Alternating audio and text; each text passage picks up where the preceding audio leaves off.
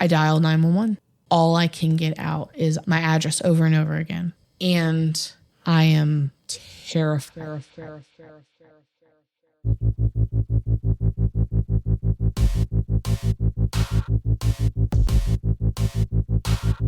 From the dawn of the spoken word, storytelling has been the backbone of human culture, warning of looming dangers and evoking our most personal fears. What you're about to hear are the real-life experiences of everyday people, brave enough to share their terrifying tales. Tales where the horror hits close to home. I'm your host, Danny. Welcome to the Hometown Horrors Podcast. Listen, if you dare.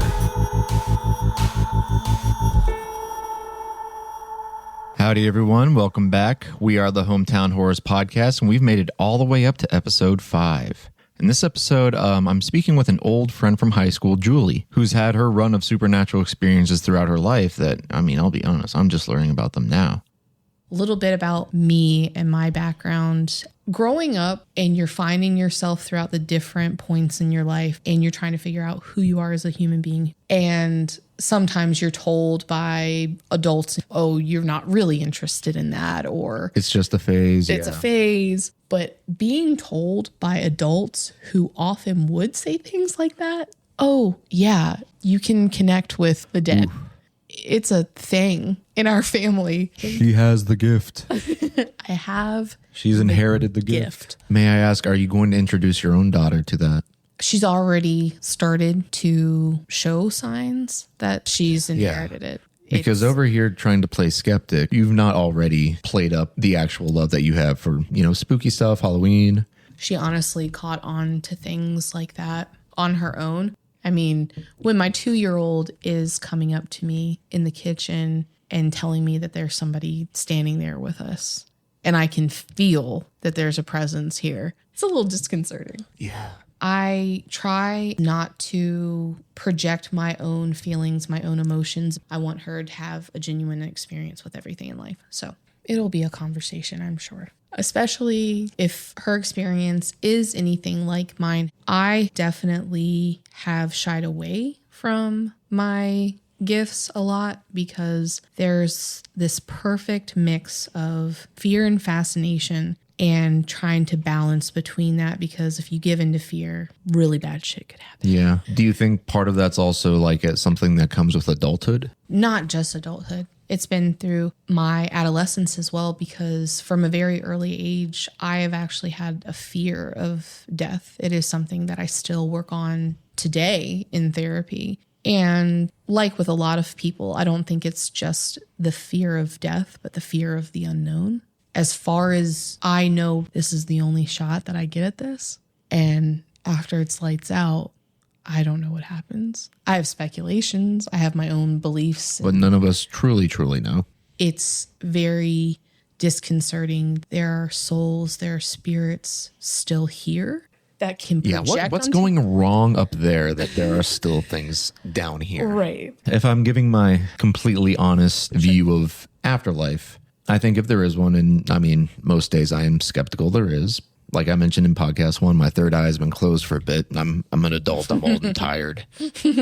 My ankle hurts. I'm 32. Why does my ankle hurt every day? 30. I work out all the time. But if there is an afterlife, I think it's just an ascending rung of existences. There are places lower than us on the ladder. There are places above us on the ladder. And if we're going to put it to the existing, religions, lore, higher dimensions idealistically would be better dimensions, better run, more altruistic. In lower dimensions, you have your hells where people are tortured, punished. Very akin to, and I know you touched on this in your first episode with Olivia, reincarnation blues.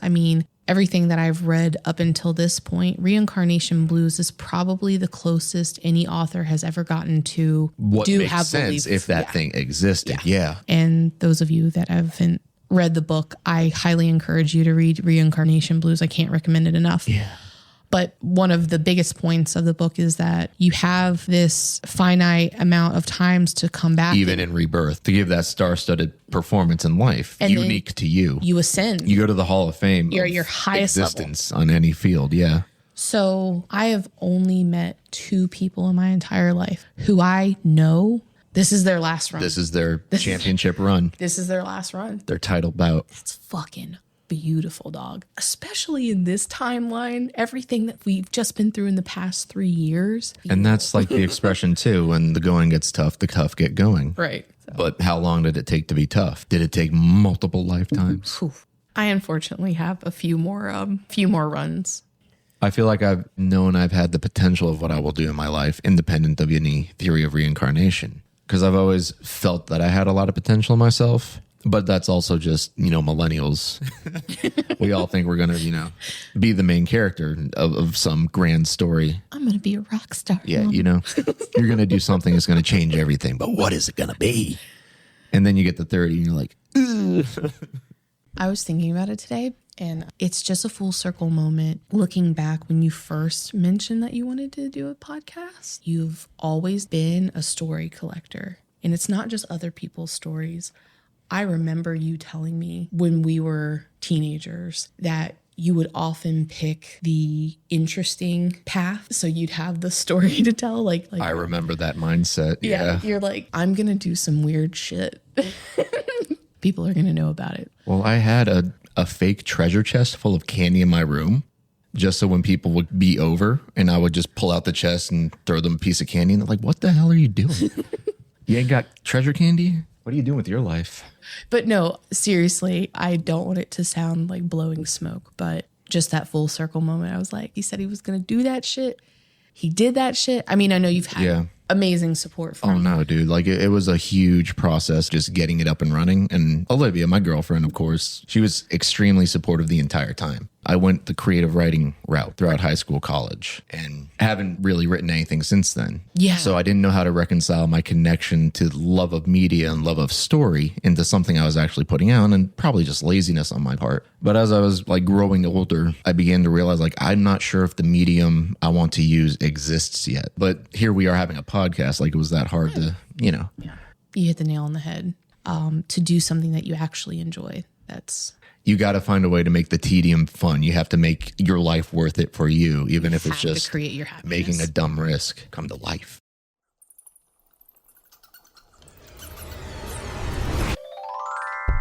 All right, folks, here's the deal.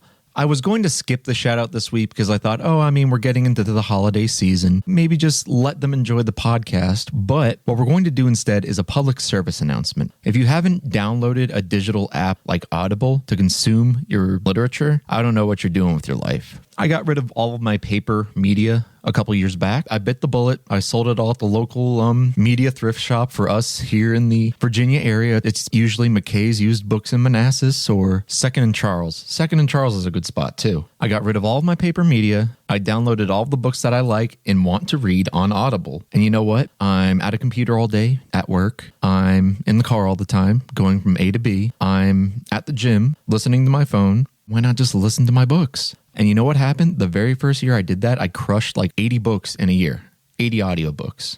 And we're not talking like Cat in the Hat. I want you guys to have that same privilege, that same ability. Stop buying paper books. Just get it on your phone. It makes your life a lot easier. Stop denying it. Embrace minimalism. Keep up with all these books we keep talking about on the podcast.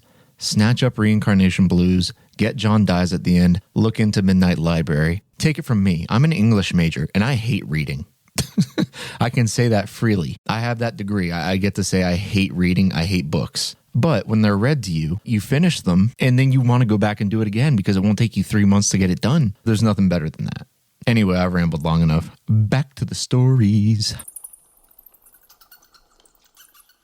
I wanted to open with my experience in a little town outside of Gettysburg. I went there a few summers ago with my mom. This is prior, obviously, to having my daughter. We were going up there specifically to hang out with my uncle and at the time, his girlfriend. They lived together. And we were going around to wineries and seeing the sights. Beautiful. It's gorgeous up there during summer. And we go to this little town outside of Gettysburg to visit my uncle's girlfriend's father. He's elderly, not doing well. So my mom and we're not kin to this man, and neither is my uncle. So it's one of those situations. You're just kind of there for it, yeah. Yeah. And I was like, let's be respectful, and told my mom, like, let's go outside. This is very much in the middle of the woods. This is not a town. This is a 1-lane road on the main street. You can tell at one point this town was thriving, but it has definitely not been that. Industry up and left. Yeah. So we start walking around the property and notice over the hedges that next door, there's this beautiful, absolutely breathtaking Victorian style house. Red on the outside, there's black trim, just giving off that Gothic feel when houses were built with purpose. So we see this house and we hear music and hear people banging hammers, sawing, the sound of renovation. So we walk over and there's a man, he's off to the side and he's sawing wood and A return to simpler times. backwards ball cap. He's going at it. We walk up on this house and I look to the very top window very plainly. There is a woman standing in that window. She has a high-collared white button shirt. I can see just the top of an apron like at her waist. Her hair is done in a high-style bun with a few tresses, and she's looking directly at me. This is not reenactment vibes. This is not a prop in a window, because that does happen in Gettysburg. Yeah. The first rational thought is perhaps this is a house where people can go and live the history. This woman is looking dead at me. And this is not at nighttime. This is the Broad middle daylight, of the day. And on cue, I look over to my mom, who is almost shoulder to shoulder with me. I look over to her and she looks at me and we both have the same look on our face. And it's, did you see that? Because we looked back at the window and she wasn't there. And we both looked at it's just that moment of, did you see, did we? So I didn't get a bad feeling from the woman in the window. We walk closer to the house and the young man who's sawing sees us walking up and we introduce ourselves. Hey, we're visiting next door, but we needed some fresh air. Out walks his beautiful young wife. They just bought this house. They got a good deal on it. It's always been her dream to renovate older Victorian. Yeah. They're going to start a family. It's the whole. Yeah. It's almost Beetlejuice. Yes. So very nice couple. I hope that they're still living in that house because it's absolutely stunning. Yeah. And she had all the plans to restore it. And I'm sure whatever story you told them about their house isn't going to scare them away from it. Not at all. Spoiler alert. So they invite us in. They're showing us around. And when I walk into a home that has such rich history, it is like a wave that crashes down around me. I can't explain it any other way. It's just this whole body feeling. I used to feel that very deeply too. There's a mood to a dwelling when you go into it. And I am getting such an overwhelming presence. I feel that it's female. I feel that it's nurturing, that it's caring, but it's almost asking a question. And that question is, why are you here? And it feels protective, but not in a bad way. I'm being very quiet and cautious as they're showing us around their home. She walks us upstairs and it was originally a nursery. And I feel like I'm going to pass out. I feel like I'm going to be sick and almost passing a vibe check. It's almost like a force field that I passed. You're in the essay section, right? Cool. Of this little test, yeah. you cool, bro? And I felt almost a download of she was a caretaker. She was a nurturer. She loved the children that lived in this house. So we go back out through the nursery, and I'm intermittently still looking over at my mom like, bitch, are you feeling this? So we're also feeling out the actual living people in this house. And some of the glances that my mom and I share are like, you gonna tell them? And so they take us down to the basement. It's almost like being on a first date with somebody. Is it cool that I can bring up my obsession with ancient aliens? Or should I tell them about my manga collection? Yeah. Should I tell them I'm wanted in 3 states? So we walk down there. And there's actually like a chalkboard on the wall and there's handwriting on it. So it was a classroom. There you go. That used to be the classroom for the kids. And the woman, presumably, was their caretaker, was their nanny. And unfortunately, this young man and young woman still trying to find the original history of the house. Yeah. They had done that originally to see if there were any photographs of the inside of the house so they could do everything. Reproduce the vibe as closely as possible. Yeah. So they were still very much learning about the history of their house and who lived there. But they did know that there was a nanny, that there were children, that the basement was used as a schoolroom. I couldn't take it anymore. It's like holding a secret and you're like, I gotta.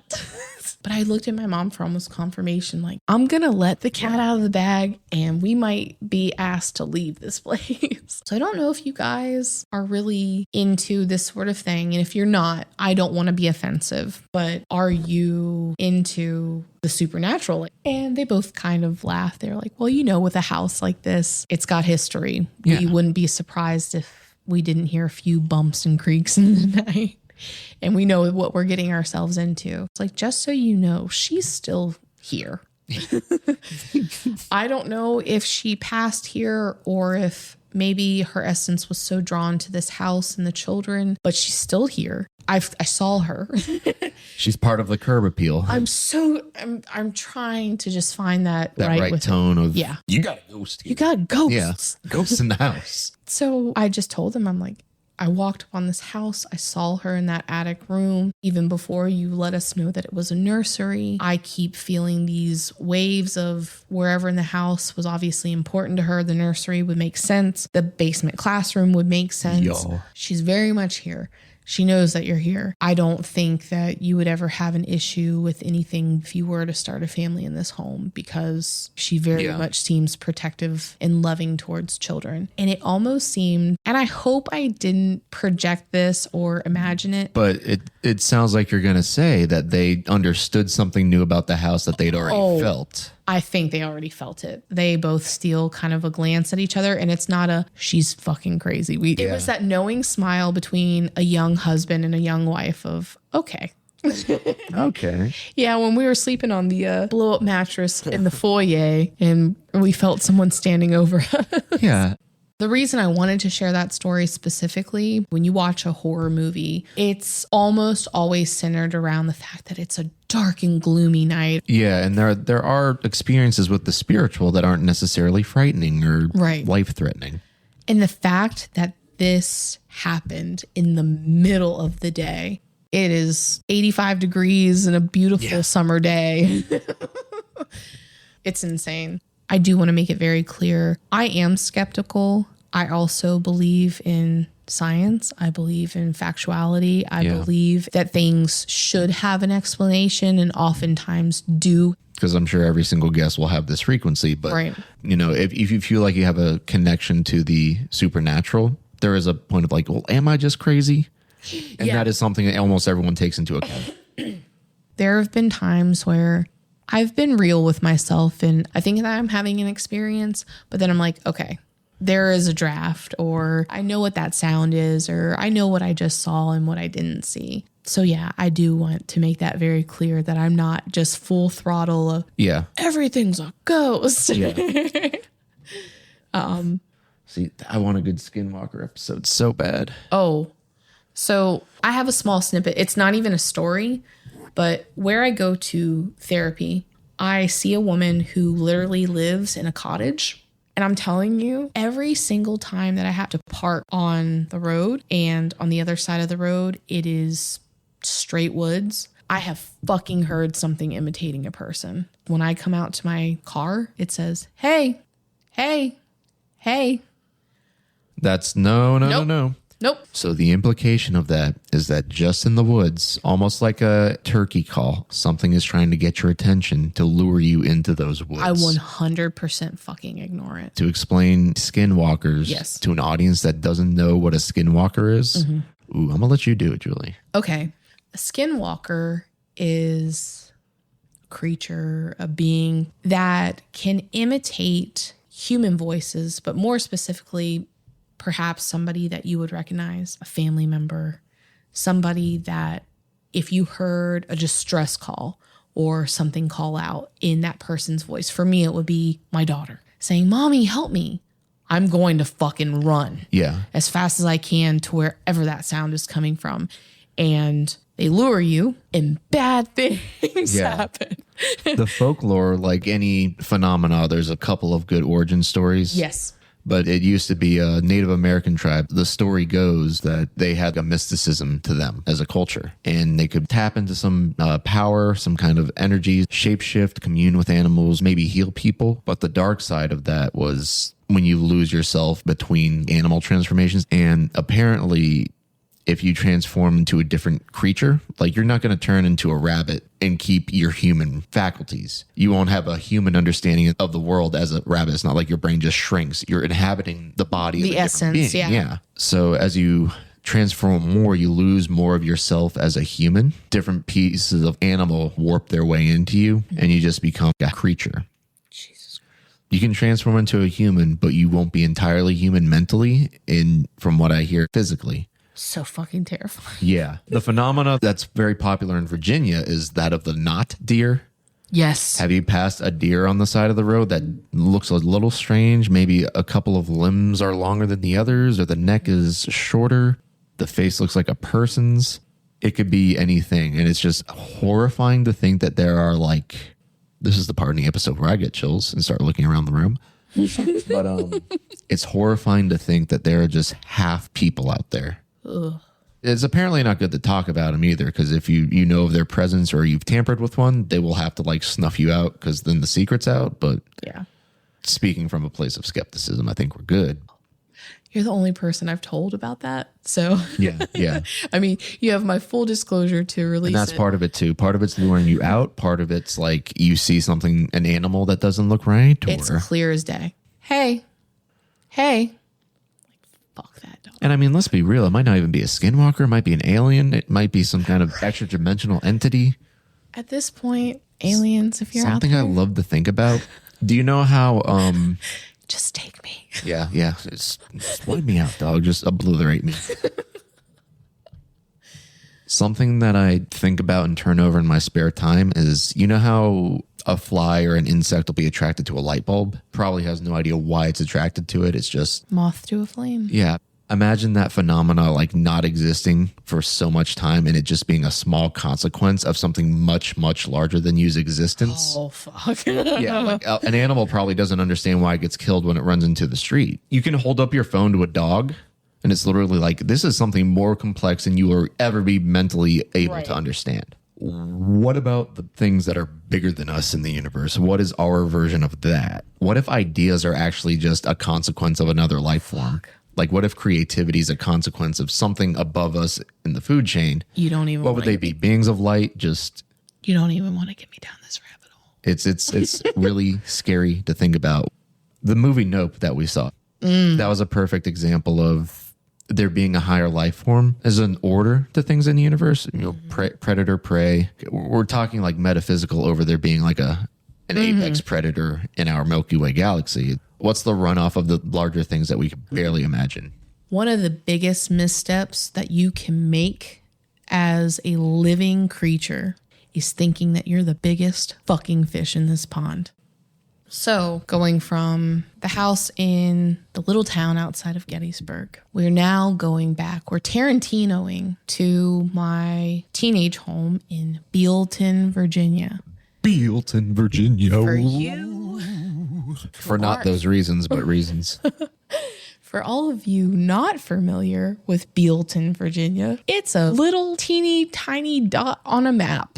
Well, at least it used to be. It's getting luxury condos because even 2 hours outside of DC is luxury area. We're now officially those people that are like, I remember when this was woods. When I went to school there, it was all cornfields. Right? No disrespect to Bealton, but when you were having a rough couple of years, you got fired from a good job and you had to take a shitty one and you needed to live somewhere cheap, that was Bealton. That was Bealton. If you needed a good $500 to $700 apartment, that was Bealton. So my teenage home for all 4 years of high school and even a few years after was in one of, at the time, only housing developments, actual neighborhoods in this town. And it was still back in the middle of the woods. Nice homes, newer homes. They're not old. Yeah. They don't have a history. So we're starting off there.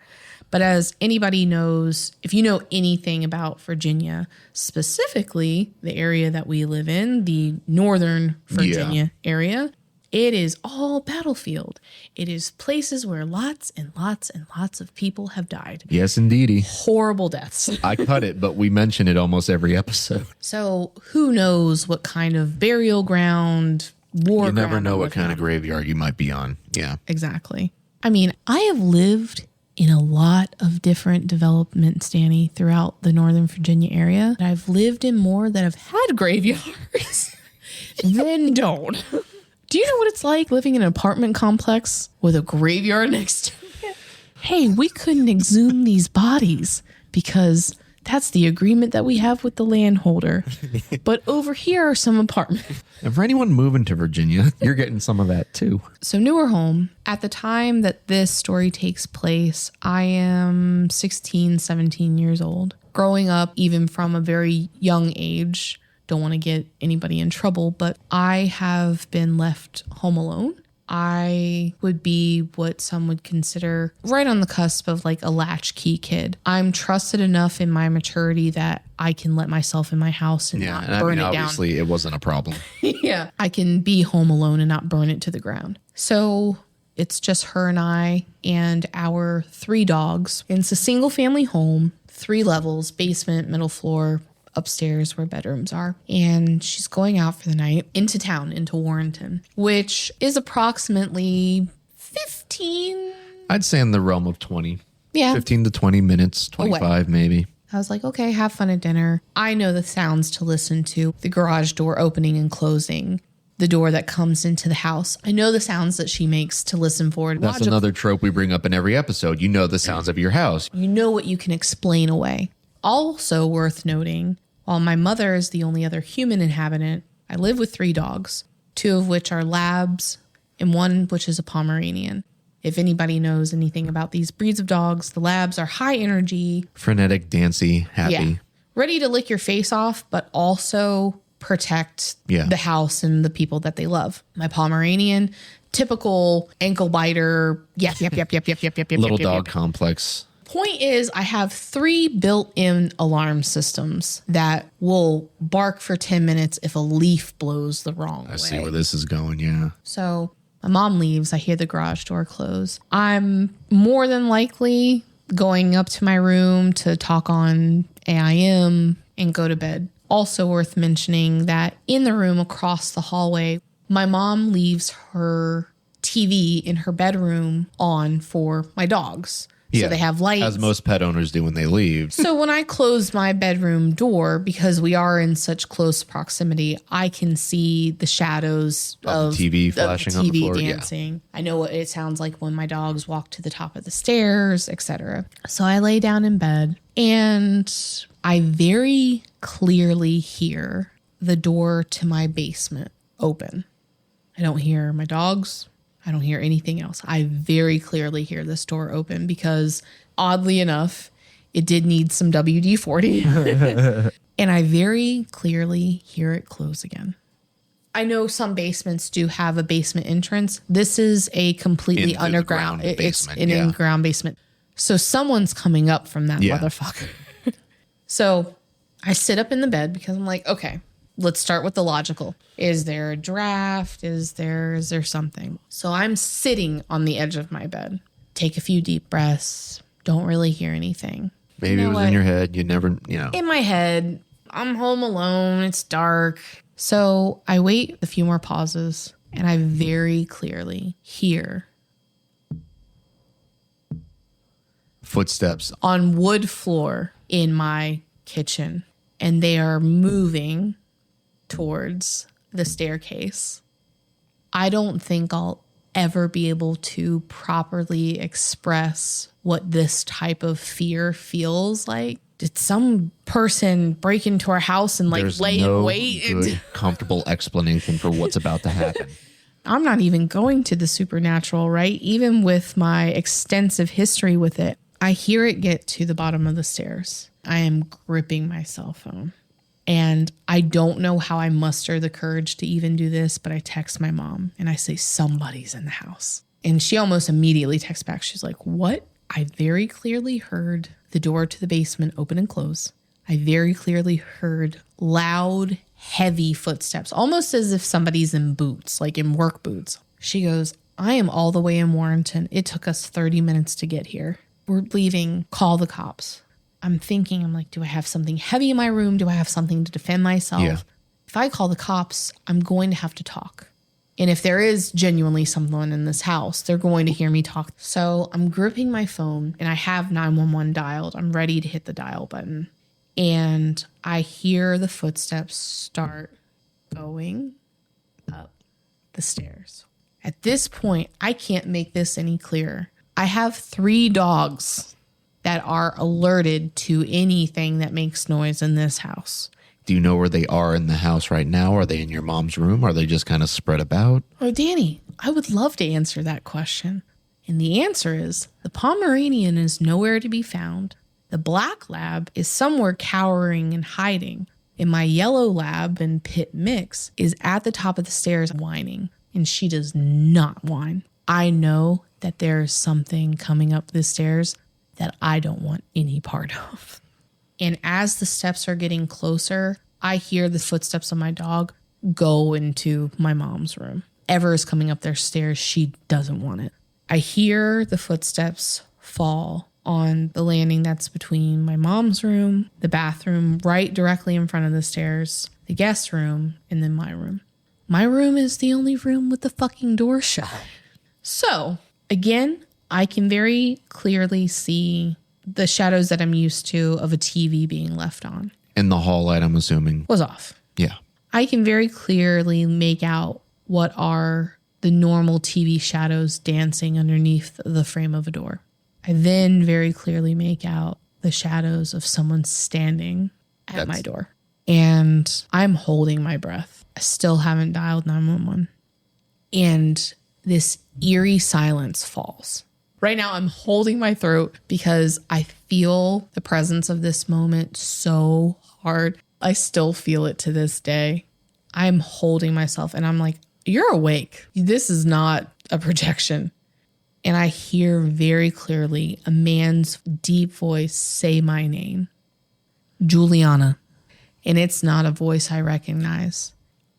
Like Tazon Day, I turned away from the mic to breathe. That Say took my breath away. My fucking name, bro. Now that I've heard it, I know that it's not a physical being. Could you interpret any intention in the voice or the way it said your name? All I could feel was absolute evil. That is probably the closest I've felt to hell and its inhabitants. It goes so much deeper than base level fear. You're watching a scary movie and lightning strikes. It is absolute terror. I wouldn't wish that on my worst enemy. I really wouldn't. I dialed 911. I hit the call button. All I can get out is I am whispering my address over and over again. I am terrified. I'm shaking. My address over and over again. Please help. My address over and over again. And I feel this feeling come over me and the presence is gone. I don't know what scared it away, what made it go away, but it goes away. The cops arrive maybe 5 minutes later. They think it's a home intruder. Yeah, exactly. They've got 3 cop cars in front of my house, guns drawn, ready to break down my door. You know, the operator's telling me, they're going to break down your door if you don't come and open it. Even if you think there's an intruder in the house, run for the front door. They'll be there to catch you. Like, I've got the phone in my hand. I open up the door to my room. Nothing's there. Run down the stairs. I run out the front door and they like blow past me. Fuck your police. Fuck your police. Screaming, yelling, flashlights drawn. They're throwing on every light in my house. I've got neighbors coming out. My mom pulls up 2 minutes later with her friend. They sweep the whole house. It's one of those scenarios where I'm in the front yard with my mom, you know, hands crossed across our chest. I'm still trying to calm down. She's halfway between concern and pissed. Yeah.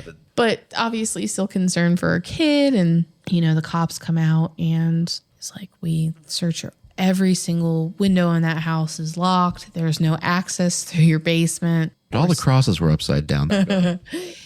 But they're like, there's no sign of forced entry. Did you hear the garage door open? Does someone have the keypad code? Yeah. Do you hide a key to your front door? Would someone know that it's hidden under a rock? Yeah. What are the logical explanations for entry? No. There's across the board. There's no explanation. You have 3 dogs. They started barking as soon as we barged in here. Like, they didn't make a noise before then. What did they do? They didn't bark. Are you sure you weren't falling asleep? You had a nightmare. You had a bad dream. That's how law enforcement works. Very, very much the same personality across the board of let's work in the realm of being logical and rational. They don't have vacuums strapped to their backs. Yeah. Exactly.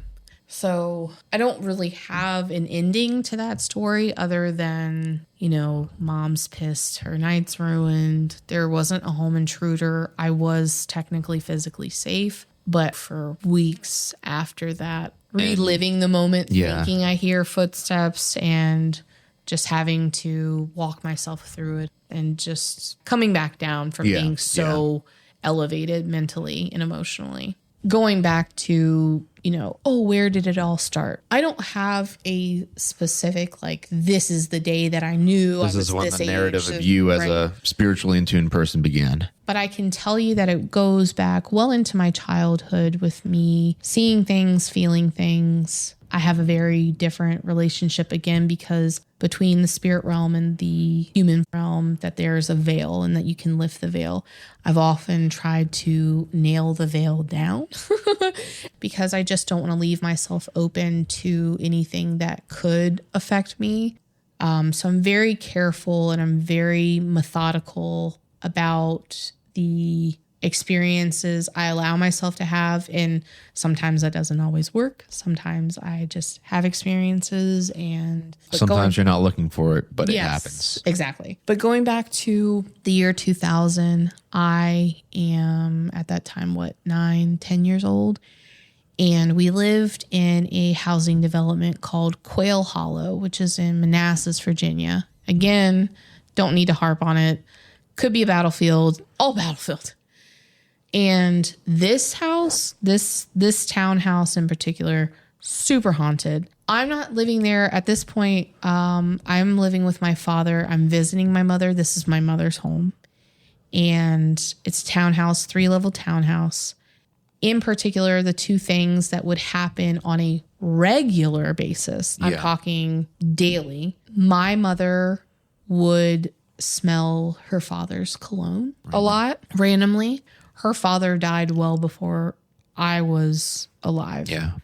But the biggest one that always happened to me was this basement, again, below ground, no entry point, no real draft except for what could possibly be forced from an air vent.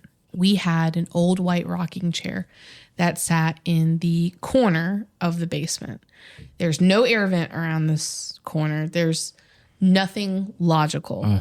When I tell you that this rocking chair would move, I'm not talking about a cute little I'm not talking about, a back and forth real quick or what could possibly be explained by a draft or anything like that. This thing would just start up. You could almost physically see a form taking a seat in the chair and then exactly the movement of to rock it. Something sitting. Exactly. And this, again, is me in the basement as a kid playing down there because it's the play area, middle of the day, and this chair would randomly go from still to someone is sitting in the chair. I just can't see them. That house was haunted as fuck. But in the sake of wrapping up, where do I go as far as my journey with my daughter? What this means for her if she's going to have a bigger connection. It's so strong with her even now at 2 years old. Kids have active imaginations. And I know at this point when my child is playing, when my child is entertaining herself, she's, the sky is made of cotton candy, little kid stuff. But when my daughter very clearly tell me that she's talking to somebody that is sitting in front of her and then looking to me again saying, you don't see this person? And it sounds so weird to say. And again, I'm not projecting onto my child.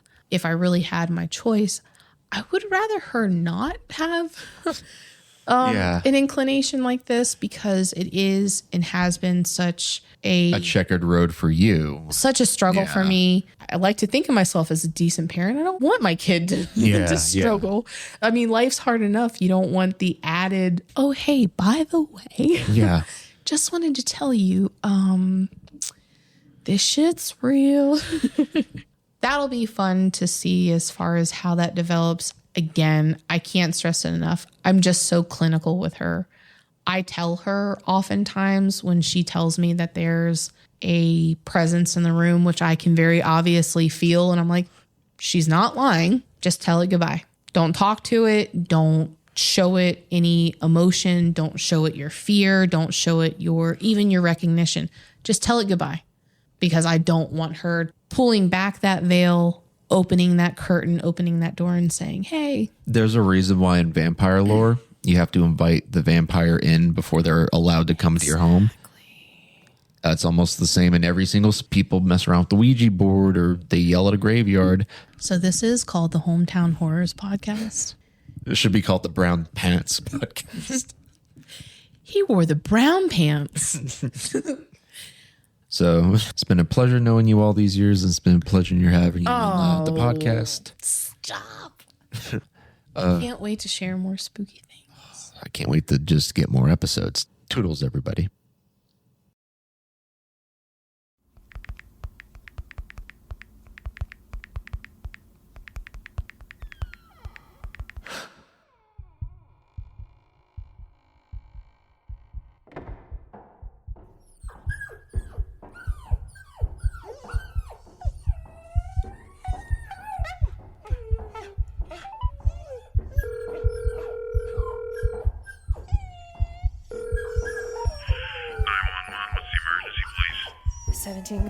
Cobblestone Road. 1725 Cobblestone Road. 1725 Cobblestone Road. 1725 Cobblestone Road. 1725 Cobblestone Road. 1725 Cobblestone Road. 1725 Cobblestone Road. 1725 Cobblestone Road. 1725 Cobblestone Road. 1725 Cobblestone Road. 1725 Cobblestone Road. 1725 Cobblestone Road. 1725 Cobblestone Road. 1725 Cobblestone Road. 1725 Cobblestone Road. 1725 Cobblestone.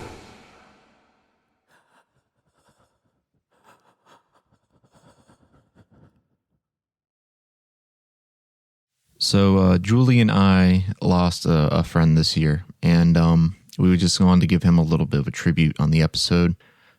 It only felt right. I'll do a little toast to our boy.